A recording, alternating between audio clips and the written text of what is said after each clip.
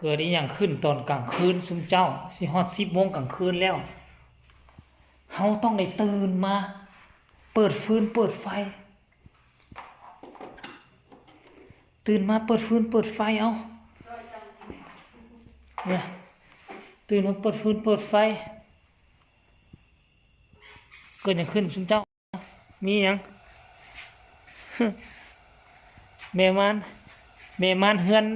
ทางหน้าอยากส้มว่าซั่นแล้วก็เลยมาสิมาตำส้มกินตอน9 โมง 10 โมงกลางคืน เออ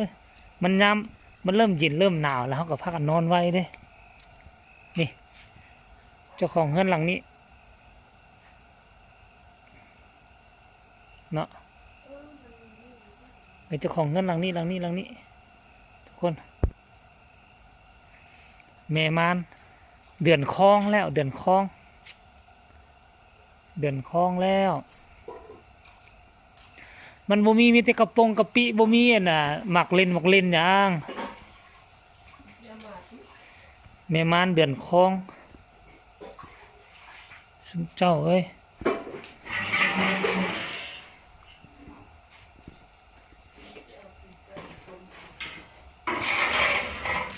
เอาตีนไก่มาต้มใส่ซั่นวะ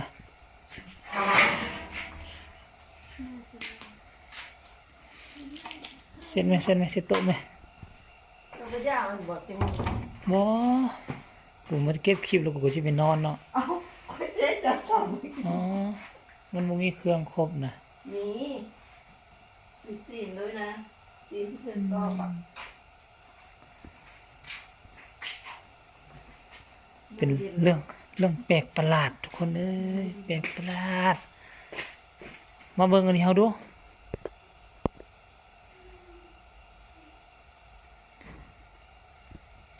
หมักแตงนี่บ่จับกกนี่ล่นเห็นบ่ล่น2 ดอกแล้วแต่ว่ามันดอกมันก็หลาย1 2 3 4 5 6 7 8พุ่นน่ะอันบัดซุมนี้นี่บ่ดอกเด็ดขาดซุมนี้เนี่ยมื้ออื่นนี่เฮาก็สิได้เฮ็ดฮาวให้ซุมนี้ขึ้นตืมมันยังขึ้นต่อเนื่องอยู่ทุกคนเพราะเฮาบ่ได้อยู่อีก 2-3 มื้อนี่มันขึ้นยาวพวดบ่ช่วยเบิ่งเด้นี่อันซุมนี้ก็บ่ได้กินดอกเบิ่งสภาพละแล้วมันเอาตัวแก่มาแล้วเฮาเอาตัวแก่นี่ขี่รถไฟฟ้ามาเสยมอนึงขี่รถมา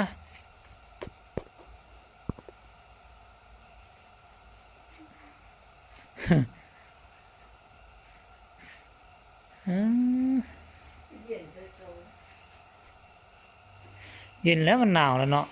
ยามหนาวเนาะ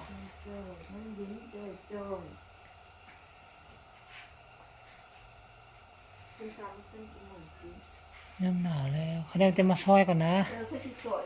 หมกเพชรนี่บ่คักหมกเพชรดิบหมกเพชรแห้งแม่เจ้าทิ่มหมดแล้ว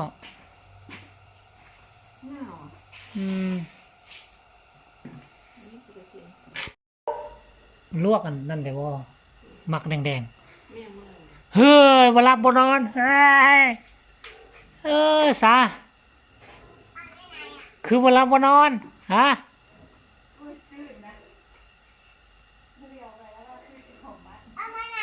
ตื่นไหมยัง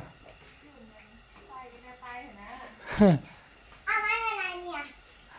เออเราไปแล้วคือเกิดว่าไม่นอน